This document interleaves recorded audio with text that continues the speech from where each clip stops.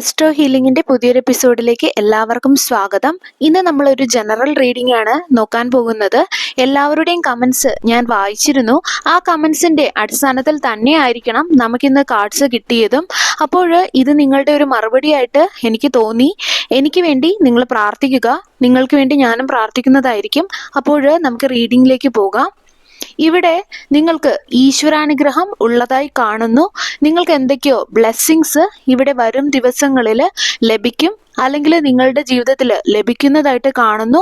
നിങ്ങളുടെ ജീവിതത്തിൽ ഇത്രനാൾ ഉണ്ടായിരുന്ന ദുഃഖങ്ങളും പ്രതിസന്ധികളും എല്ലാം മാറി നിങ്ങളുടെ മനസ്സിൽ ഒരുപാട് പോസിറ്റിവിറ്റി നിറയുന്നതായിട്ട് കാണാൻ കഴിയുന്നു. അത് നിങ്ങളുടെ ചുറ്റുമുള്ളവർക്കും ലഭിക്കുന്നതായി കാണുന്നു. നിങ്ങളുടെ മനസ്സിലുള്ള എല്ലാ ആഗ്രഹങ്ങളും ഉടനെ പൂർത്തിയാകാൻ പോകുന്നു എന്ന് കാണുന്നു.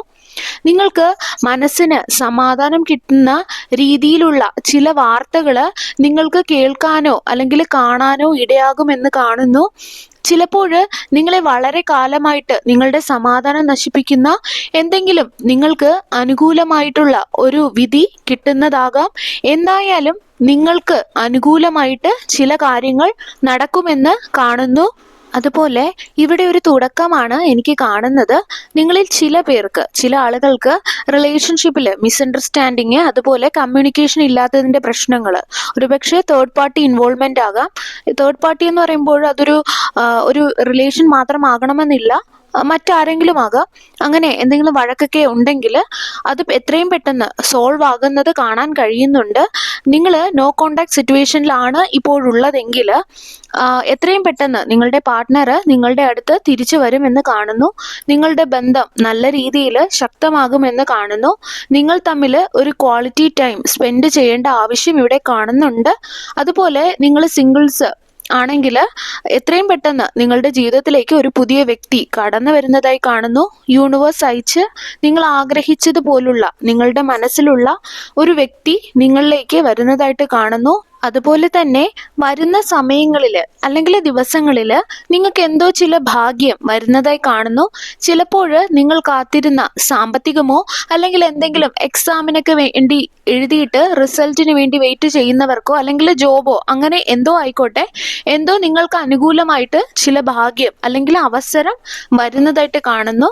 അതുപോലെ നിങ്ങൾ ഡിവൈനുമായിട്ട് കൂടുതൽ അടുക്കുന്നതായി കാണുന്നു.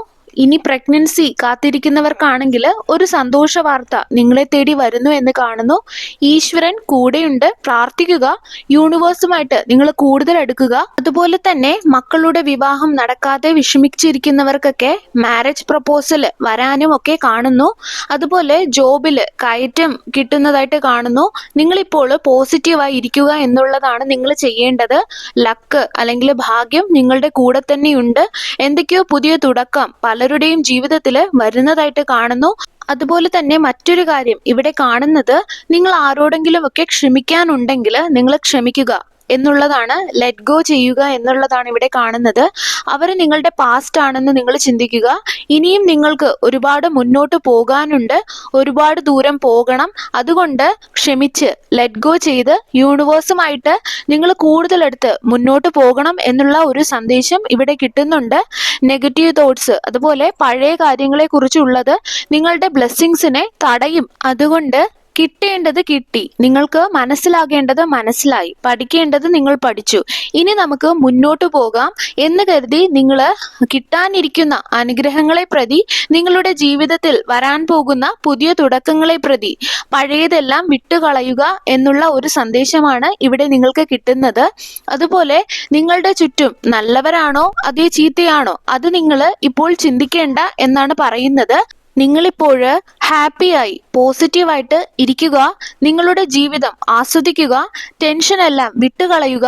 മറ്റുള്ളവർ എന്തോ ആയിക്കൊള്ളട്ടെ, നിങ്ങൾക്ക് നന്മ ചെയ്യുന്നവരെ മാത്രം മൈൻഡ് ചെയ്ത് മുന്നോട്ട് പോവുക എന്നുള്ള ഒരു സന്ദേശമാണ് കിട്ടുന്നത്. ഇവിടെ നെഗറ്റീവ് ഇമോഷൻസ് ഒന്നും എനിക്ക് കാണുന്നില്ല. നിങ്ങൾക്ക് വരുന്ന നന്മകൾ മാത്രമാണ് കാണുന്നത്. നിങ്ങളുടെ ജീവിതത്തിൽ നിങ്ങൾ വളരുന്നതായി കാണുന്നു. അതുപോലെ തന്നെ ബിസിനസ് ഒക്കെ ചെയ്യുന്നവർക്ക് അല്ലെങ്കിൽ ചെറിയ രീതിയിൽ ആയാലും അങ്ങനെ ചെയ്യണം എന്നുള്ള ആഗ്രഹം മനസ്സിലുള്ളവർക്ക് നിങ്ങൾക്ക് ചെയ്യാൻ പറ്റിയ ഒരു സമയമാണ്. നിങ്ങൾക്ക് സക്സസ് തന്നെയാണ് ഇവിടെ കാണുന്നത്. അതുപോലെ ജോലിയിലൊക്കെ പ്രൊമോഷൻ കിട്ടാനും ട്രാൻസ്ഫറിനൊക്കെ ശ്രമിക്കുന്ന ആൾക്കാർക്ക് അതൊക്കെ കിട്ടാനും ഒക്കെ ഉള്ള ഒരു സാധ്യത കാണുന്നുണ്ട്. അതുപോലെ ചില ആൾക്കാർ അസുഖങ്ങൾ കാരണം ബുദ്ധിമുട്ടുന്നതായിട്ട് കാണുന്നു. അങ്ങനെയുള്ളവർക്കൊക്കെ അസുഖം മാറി ആരോഗ്യം വീണ്ടെടുക്കും എന്നുള്ള ഒരു സന്ദേശം ഭഗവാൻ തരുന്നുണ്ട്. വീണ്ടും നിങ്ങളുടെ സക്സസ് തന്നെയാണ് എനിക്കിവിടെ ഈ ഒരു സ്റ്റാർ കാർഡിൽ നിന്നും കാണുന്നത്. നിങ്ങളുടെ ഒരു റീജനറേഷൻ അല്ലെങ്കിൽ അങ്ങനെയുള്ളതാണ് ഇവിടെ കാണുന്നത്. നിങ്ങൾക്ക് എന്തെങ്കിലും ജീവിതത്തിൽ നഷ്ടപ്പെട്ടു പോയിട്ടുണ്ടെങ്കിൽ അവയെല്ലാം തിരിച്ചു കിട്ടും എന്നുള്ള ഒരു മെസ്സേജ്, ഇവിടെ ഒരു പ്രതീക്ഷ അല്ലെങ്കിൽ ഒരു ഹീലിംഗ് കാണുന്നുണ്ട്. മാനസികമായിട്ട് തകർന്ന ചില വ്യക്തികളെ എനിക്ക് കാണുന്നു. നിങ്ങൾക്കുള്ള ഒരു സന്ദേശമാണ്, ഒരു ഹീലിംഗ് ഇവിടെ ഭഗവാൻ നിങ്ങൾക്ക് നൽകുന്നതായി കാണുന്നു. നിങ്ങൾ വിഷമിച്ച എല്ലാ സ്ഥലങ്ങളിലും നിങ്ങൾ ഉയരും എന്ന് കാണുന്നു. നിങ്ങളെ പരിഹസിച്ചവരുടെ മുൻപിൽ നിങ്ങൾ ഒരു സ്റ്റാറിനെ പോലെ തിളങ്ങും എന്നുള്ള ഒരു സന്ദേശം ഇവിടെ കാണുന്നു.